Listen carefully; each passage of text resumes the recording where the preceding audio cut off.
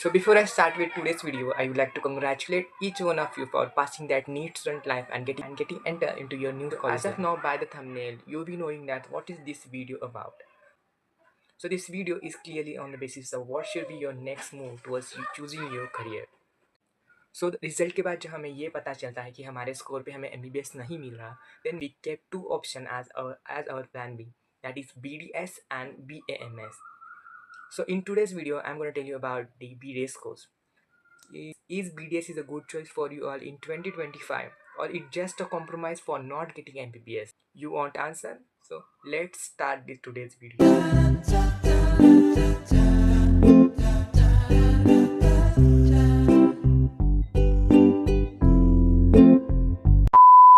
Hello everyone, my name is Uday and I'm a first year BDS student at YCMM Dental College, Ahilya which is located in Maharashtra. So I came this course by accident और अभी हमारा first year का ending phase चल रहा है, and seriously guys, I'm loving this course purely.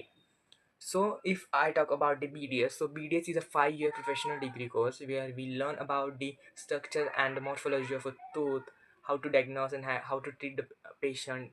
Then we also learn the diagnosis, treatment and manage various dental conditions. So where we learn about the structure and morphology of a tooth, we learn about the diagnosis, treat and manage of how to manage the various dental condition, the disease affecting the oral tissue, the dental prosthetic, what is the denture, फिर diagnosis and treatment of dental and facial जो irregularities है उसके बारे में हमें DNTS में बहुत deeply पढ़ाया जाता है.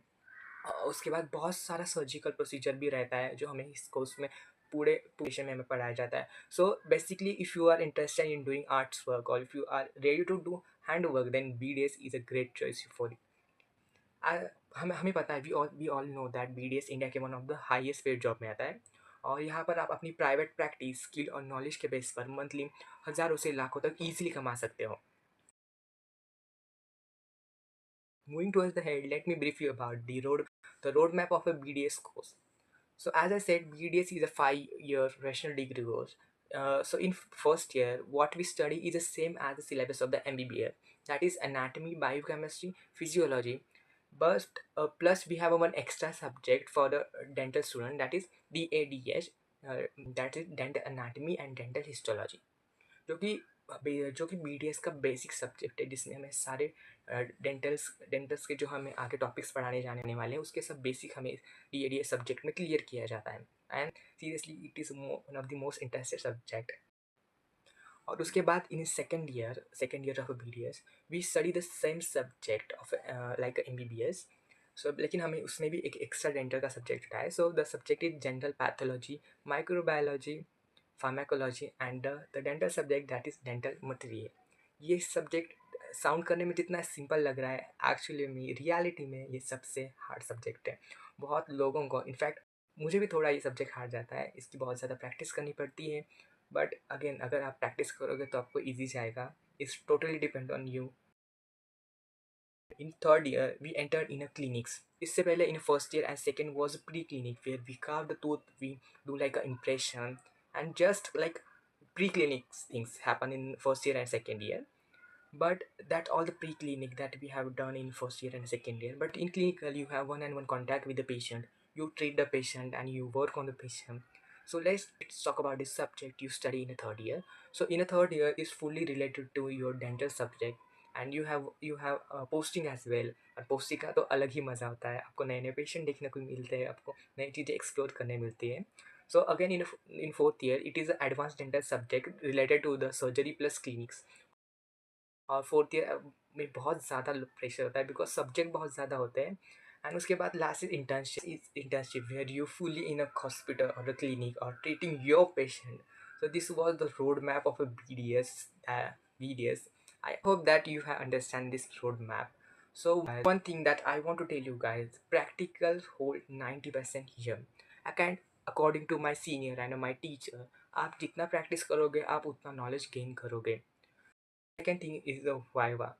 Viva is one of the toughest part in our life. यहाँ हर सब्जेक्ट की बार बार प्रैक्टिस करने के बाद हमें हर बार वाइवा देना पड़ता है. बिफोर बिफोर गोइंग प्रैक्टिकल हमें मैम के पास जाके हमारा वाइवा देना पड़ता है. फिर जब मैम परमिशन देगी फिर हमें प्रैक्टिकल जाके करना पड़ता है. You should come out of that fear so you become a good dentist. and as you will achieve all this just by year and year practice and experience. So don't worry guys, even I am on that journey, we will learn it definitely. तो BDS अपने आप में ये एक expensive course है, because यहाँ हर subject के लिए आपको इंस्ट्रूमेंट लेना पड़ेगा. So government college की fees is quite affordable as compared to the semi government or the private college, but semi government की और प्राइवेट कॉलेज की fees is quite expensive. If it बहुत एक्सपेंसिव हो जाती है, because in a dentist team आपको instrument लगेंगे और आपको. So as I said, BDS अपने आप में एक एक्सपेंसिव कोर्स है. सो अगर आप अपने कॉलेज की फ़ीस को साइड में हटाओगे तो आपको BDS में और खर्चा आएगा, जैसे कि आपके कॉलेज में आपको हर महीने कोई ना कोई नया इंस्ट्रूमेंट लेने के लिए कहेंगे और आपको वो लेना ही पड़ेगा, बिकॉज आपके पास उसके अलावा कुछ ऑप्शन ही नहीं होगा. अगर आपको प्रैक्टिस करनी है, अगर आपको काम करना है, अगर आपको चीज़ें नई सीखनी है, then you have to your present there with your instrument, and it is very necessary. Instrument रहेंगे तो आप प्रैक्टिस कर पाओगे.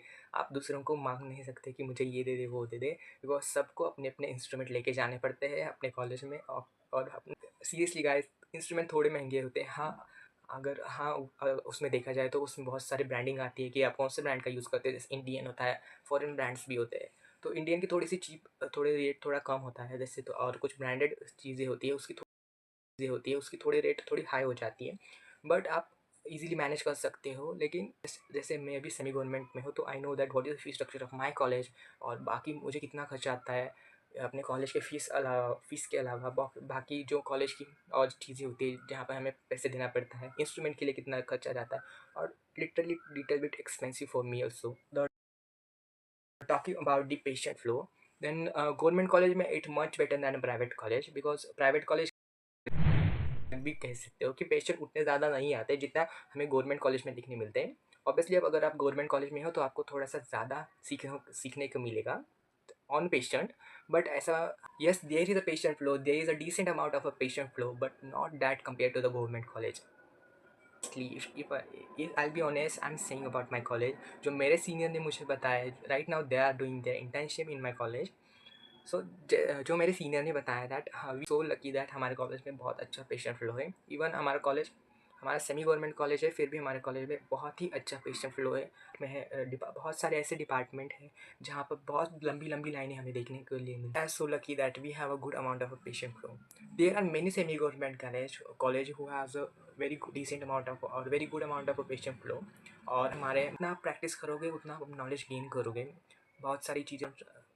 But the only thing is your dedication and your concentration towards your career, because at the end of the day आपको आपका खुद की पढ़ाई करनी पड़ेगी. आपको खुद ही इसके बारे में सोचना पड़ेगा कि आप और ज़्यादा नॉलेज कैसे गेन कर पाओगे. So this is it. मैंने बहुत ही सिंपल वर्ड और सिंपल फॉर्म में आपको समझाने की कोशिश की कि what is BDS. Actually BDS में कितने ईयर होते हैं, कौन सी ईयर में हमें क्या पढ़ाई करनी पड़ती है. बहुत ही थोड़ा सिंपल वे में मैं आपको बताने की कोशिश किया हूँ अभी तक.